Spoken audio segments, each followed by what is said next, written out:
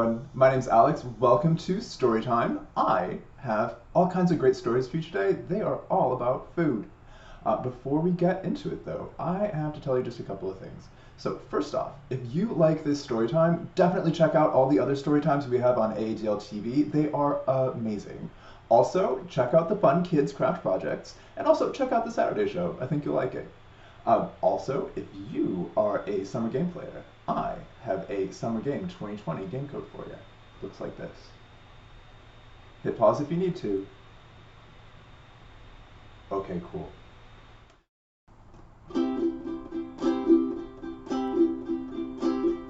Hello, friends. Hello, friends. Hello, friends. I'd like to say hello. So that was pretty fun. But you know, there are actually so many different ways to say hello in so many different languages. Do you happen to know how to say hello in Spanish? Tell me if you know. Oh, you do? How do you say it? I think I heard hola. Did you say hola? Because that would be totally correct. Let's try singing this song with hola instead of hello.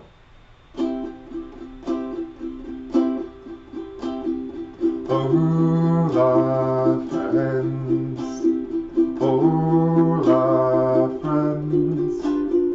Hola, friends. I'd like to say hola. So that's pretty cool. What other ways can you say hello, and in what other languages? Do you happen to know Japanese? Do you know how to say hello in Japanese? You got it. It's konnichiwa. Let's try it. Konnichiwa, friends. Konnichiwa, friends.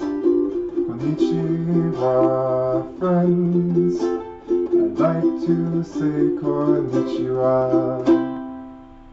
Okay, I think we should do one more language and then switch back to English. How else can you say hello? Do you know Hawaiian? That would be aloha. Let's give that one a try. Aloha, friends. Aloha, friends. Aloha, friends. I'd like to say aloha.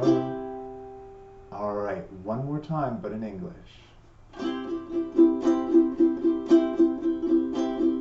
Hello, friends. Hello, friends. Hello, friends. I'd like to say hello. So cool. All right, next I have a super fun rhyme for you. Okay, you guys, I have a super fun rhyme for you next. It's called There Was a Little Turtle. So for this, I have a turtle puppet that I'm going to use, but let's say you don't have a turtle puppet in your house, which would be understandable. You could just use your two hands instead. You can go like this. All right. There was a little turtle who lived in a box. He swam with the fishes. He climbed on the rocks. He snapped at the mosquito. He snapped at the flea. He snapped at the minnow. And he snapped at me. He caught the mosquito. He caught the flea. He caught that minnow, but he didn't catch me. All right, let's do it again, but this time I'm going to try you to do it with just your hands. It's a little louder, a little bit more fun, I think. All right. There was a little turtle who lived in a box. He swam with the fishes. He climbed on the rocks. He snapped at the mosquito. He snapped at the flea. He snapped at the minnow. And he snapped at me. He caught the mosquito. He caught that flea. He caught that minnow, but he didn't catch me. Okay, let's try one more time with the puppet again because it's fun. There was a little turtle who lived in a box.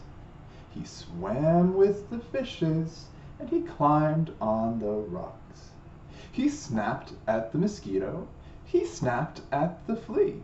He snapped at the minnow, and he snapped at me. He caught the mosquito. He caught that flea. He caught that minnow, but he didn't catch me. Okay. The pigeon finds a hot dog. With special guest star, the duckling.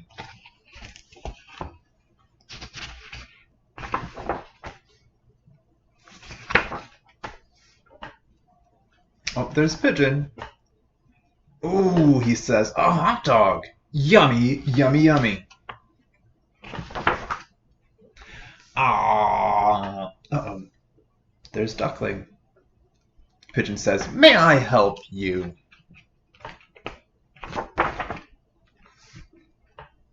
And Duckling asks, is that a hot dog?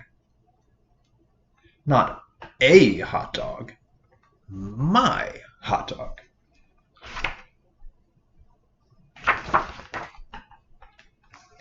Ah. The Duckling asks, I have a question. I've never had a hot dog before. What do they taste like? Well, Pigeon says, they are a taste sensation. Each morsel is a joy, a celebration in a bun. Oh, and there's Duckling taking notes. So Pigeon says, if you've never experienced the splendor of a hot dog, you should really... ... Wait a second. Pigeon says, this hot dog is mine. I found it. And Duckling says, oh, of course. Enjoy. Go ahead. But he asks, would you say it tastes like chicken? Which is a very strange question for a duck to ask. Can you believe this guy? Says Pigeon. What? It just tastes like a hot dog, okay? Duckling says, okay, okay.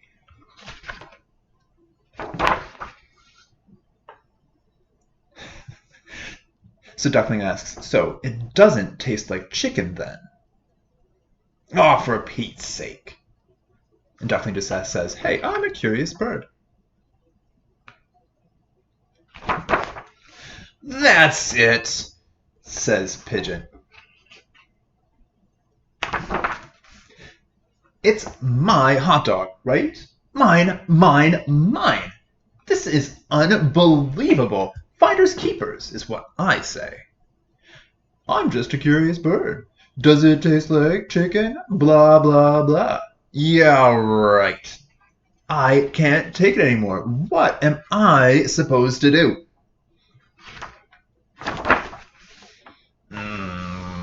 He looks angry. But Duckling just says, I think I've got an idea.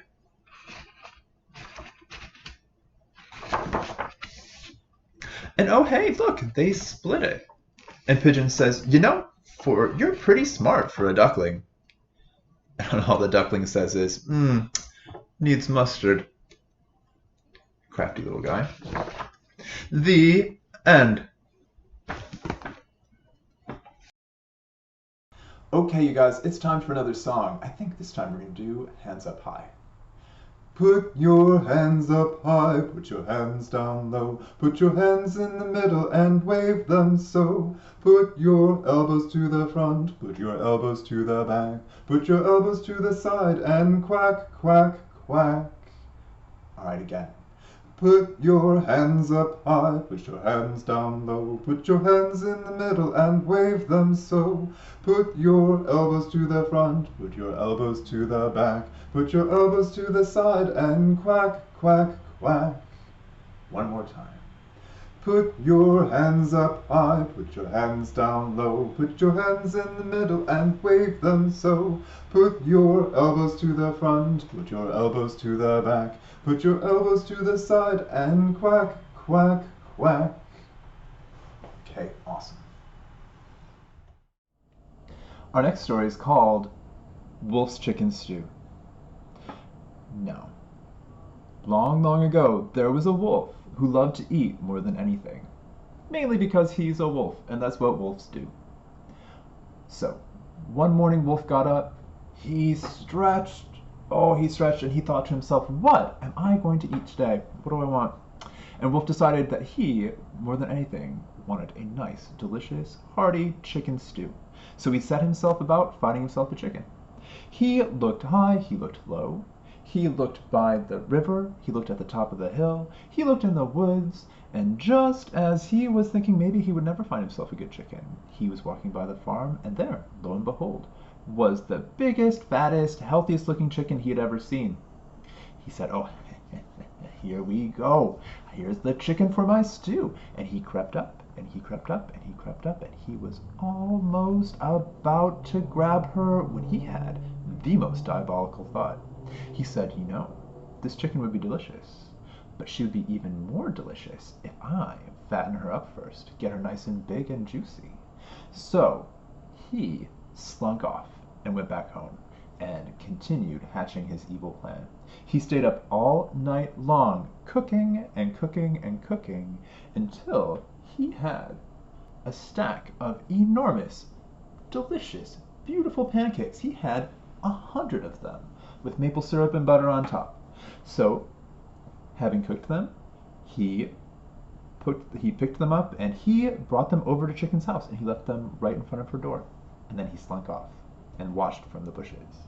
Well, the next morning, Chicken opened her door, and lo and behold, there was a stack of absolutely delicious looking pancakes, 100 of them.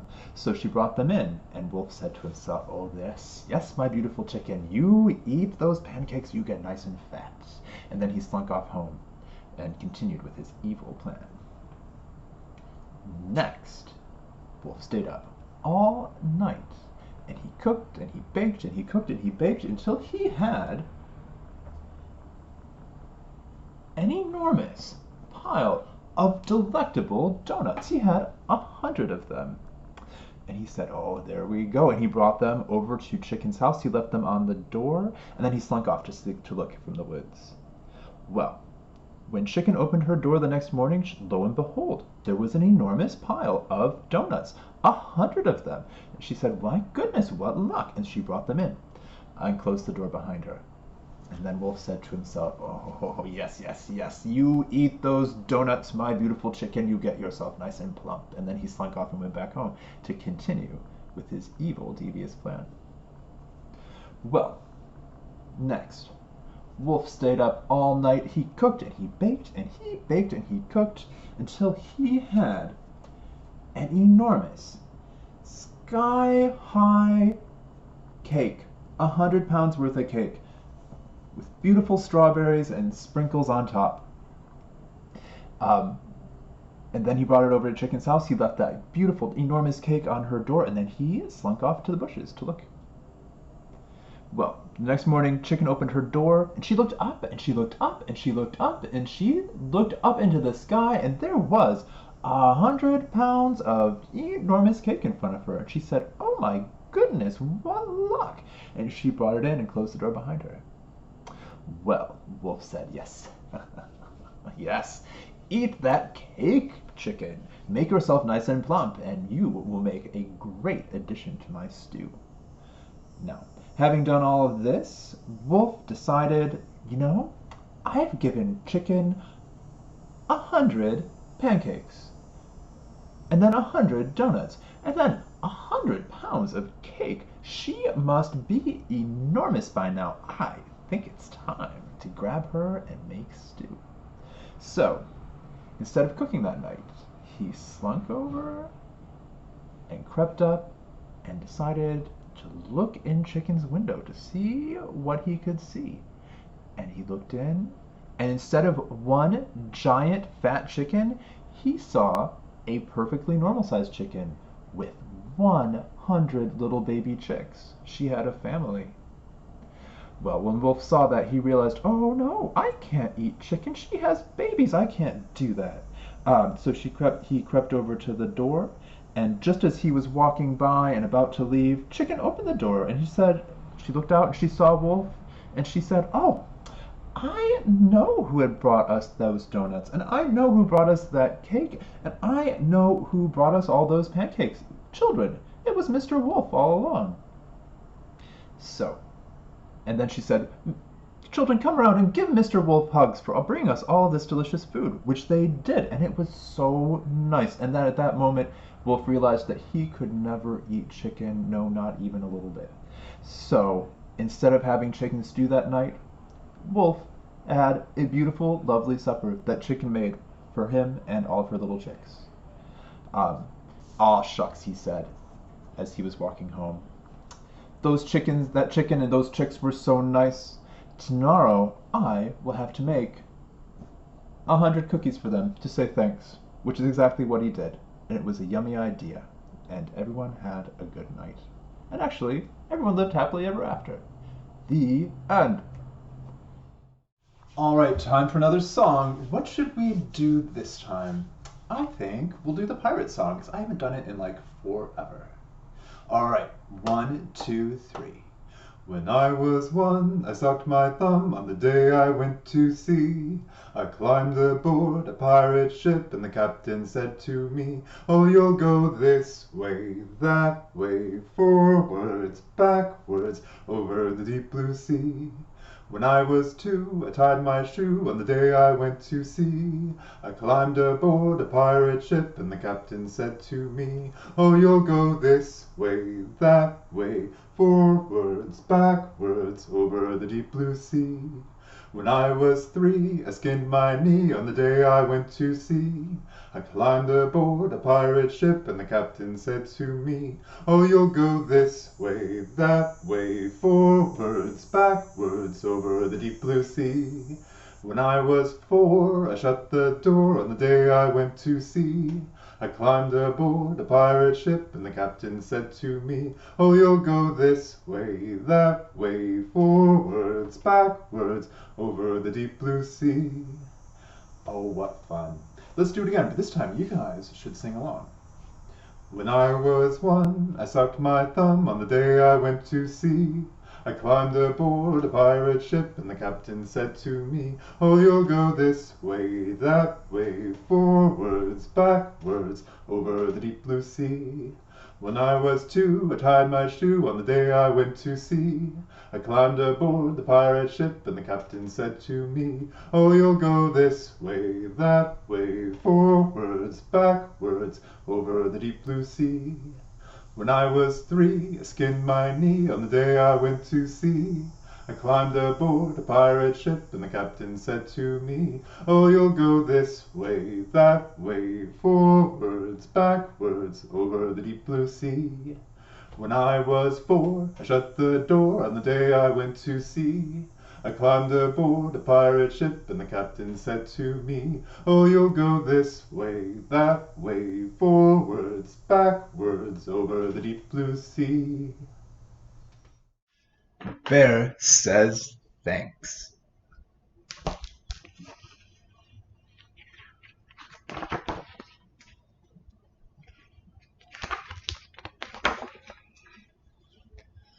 All alone in his cave, Bear listens to the wind. He is bored, bored, bored, and he misses his friends.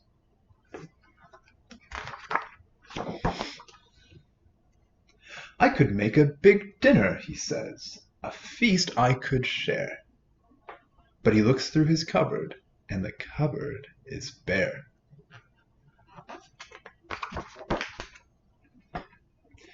Then Mouse stops by with a huckleberry pie, and the bear says thanks.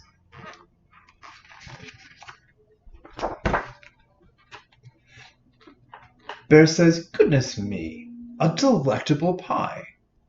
But I have made nothing, he adds with a sigh. Then they hear hi-ho, and they both see Hare with a big batch of muffins at the door of the lair.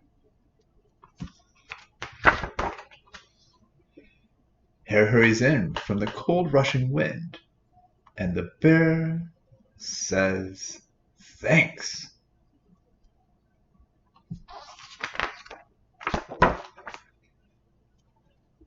Of course, says the hare, and he points to the door. Here comes Badger. He's got even more.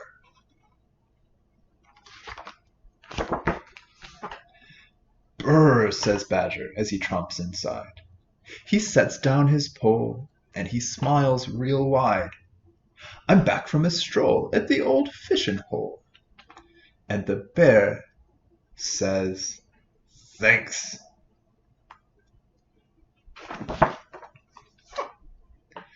Then Gopher and Mole tunnel up from the ground. We have warm honey and nuts, they say. Let's pass them around.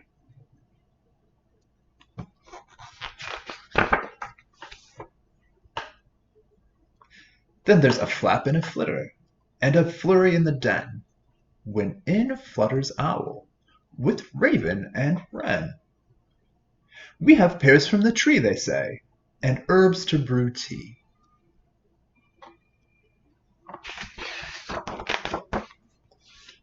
And the bear says, wait!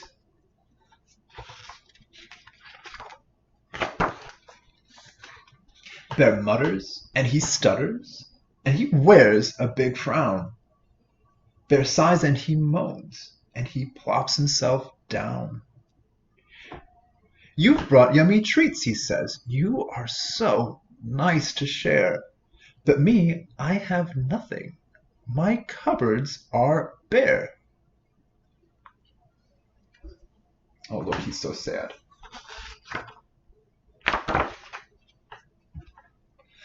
Mouse squeaks, don't fret. There's enough, dear bear. You don't need any food. You have stories to share. And his friends hug him tight. It will be all right. And the bear says thanks. Oh, that's nice. They lay out their feast on a quilt on the ground, and the bear takes a seat while his friends gather round.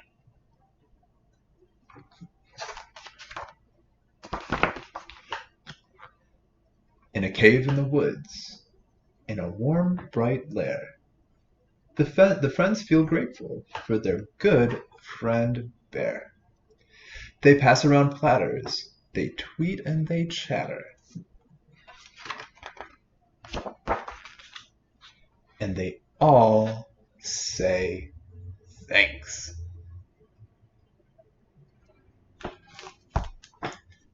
The end.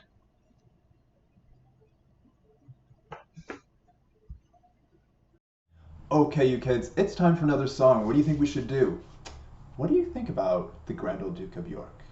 Yeah, it's one of my favorites. I think you'll like it. Oh, the Grand Old Duke of York, he had 10,000 men. He marched them up to the top of the hill, he marched them down again. And when you're up, you're up, and when you're down, you're down. And when you're only halfway up, you're neither up nor down. That was cool. But do you think we could go any faster? Yeah, let's try going a little bit faster. Oh, the Grand Old Duke of York, he had 10,000 men. He marched them up to the top of the hill, he marched them down again. And when you're up, you're up, and when you're down, you're down. And when you're only halfway up, you're neither up nor down. That was pretty fast, but I think we could go so much faster. Let's give it a try. Oh, the Grand Old Duke of York, he had 10,000 men. He marched them up to the top of the hill, he marched them down again. And when you're up, you're up, and when you're down, you're down. And when you're only halfway up, you're neither up nor down. That was pretty fast. I think we can go faster still, though.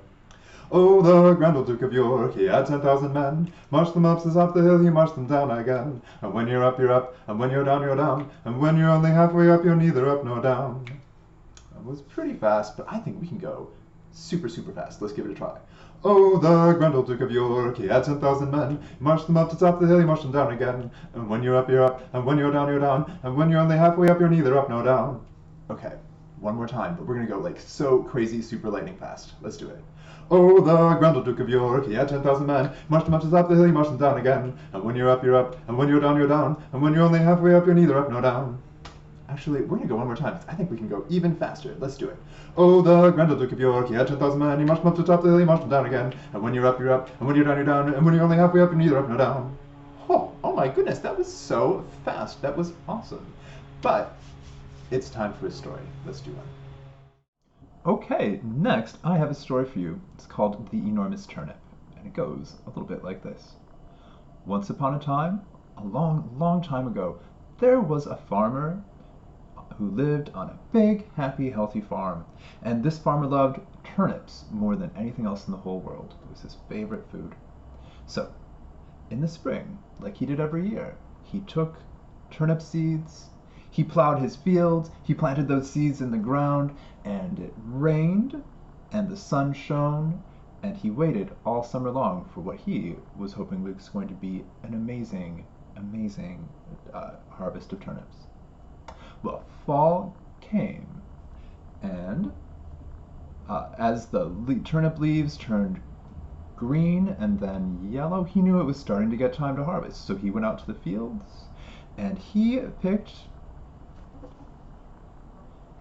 reached down, and he tried picking the first turnip he saw, but it wouldn't budge. It was stuck deep in the ground. He said, "This is very strange." So he went to his wife and he said, "Wife, please help me. I have a turnip stuck in the ground and I tried pulling it and it won't come out." The wife said, "That's very strange. You can't pull out a turnip?" But she, being a good sport, came out with him and got behind him, and the farmer pulled and his wife pulled, but still that turnip was stuck deep in the ground. It wouldn't budge. So next they went to their granddaughter and they said, "We have a turnip that's stuck in the ground. We are trying to pull it out so we can harvest, but it will not budge. Could you help us?" And the daughter said, "That's very strange. The two of you together can't pull out a single turnip?" But she was a good granddaughter, so she came and she went and she got behind her grandmother, who had gotten behind her grandfather, and they pulled and they pulled and they pulled, and that turnip still would not budge. So next they went to Dog. They said, "Dog, we are trying to pull a turnip out of the field and it will not budge. Will you help us?" And the dog said, "That is very strange. You, farmer, and you, farmer's wife, and you, farmer's granddaughter, the three of you can't pull out a single turnip? That doesn't seem right." But Dog, being loyal, went ahead and got behind granddaughter, who was behind the farmer's wife, who was behind the farmer, and they pulled. And they pulled and they pulled, and still they could not pull this turnip out of the ground. So next they went to Cat, and they said, "Cat, we are trying to pull a turnip out of the ground. It's time to harvest, but it will just not budge. Could you help us?" And Cat, being, catty, was like, "Really? The four of you can't pull out a single turnip?" Well, but Cat decided to be a good sport. So it got behind Dog, who got behind farmer's granddaughter, who got behind farmer's wife, who got behind farmer, and the five of them pulled and pulled and pulled, and still that turnip was stuck in the ground. It would not budge. So next they went to Mouse. And they said, "Mouse, we are trying to pull a turnip out of the field and it will not budge. Could you help us?" And Mouse said, "Really? You, five of you, can't pull a turnip out of the ground? I guess I will try and help." So Mouse got behind Cat, who got behind Dog, who got behind farmer's granddaughter, who got behind farmer's wife, who got behind farmer, and the six of them, they pulled and they pulled and they pulled, and it started to come out a little bit, and then suddenly, pop! The most enormous turnip that anyone had ever seen came out of the ground. And Farmer could not have been more happy. They had enough turnip with that one plant to feed them all winter. They had turnip stew, They had turnip pie. They had turnip on top of pasta. They had turnip on top of pizza. Sometimes they just had turnip all by itself. It fed them the whole winter long. And that, my friends, is the story of the enormous turnip. All right, you kids, it's time to do our goodbye song, Knees Up Mother Brown, which I know you all know. To help us sing it, I have, like usual, the irascible, the impenetrable, the indomitable Mother Brown to help us sing it. Or at least she can dance while we sing. Okay. You guys ready? You ready, Mother Brown? You got those knees going? Yeah, you sure do. All right, let's do it. 1, 2, 3. There was a girl from Paris, France, who didn't know how to dance. The only thing that she could do was knees up, Mother Brown. Oh, knees up, Mother Brown. Knees up, Mother Brown. Knees up, never let the breeze up. Knees up, Mother Brown. Oh, there were some stories about food today, and it improved our mood, hooray! The only thing that we can do is knees up, Mother Brown. Oh, knees up, Mother Brown. Knees up, Mother Brown. Knees up, never let the breeze up. Knees up, Mother Brown. All right, you ready for a handstand, Mother Brown? You want to give it a try? Okay, maybe this time we'll do it. 1, 2, 3, 4, 5. Oh my goodness, we almost had it that time. We'll just have to try again next time. There was a girl from Paris, France, who didn't know how to dance. The only thing that she could do was knees up, Mother Brown. Oh, knees up, Mother Brown. Knees up, Mother Brown. Knees up, never let the breeze up. Knees up, Mother Brown. One more time. There was a girl from Paris, France, who didn't know how to dance. The only thing that she could do was knees up, Mother Brown. Oh, knees up, Mother Brown. Knees up, Mother Brown. Knees up, never let the breeze up. Knees up, Mother Brown. All right, that's it for today. See you guys next time.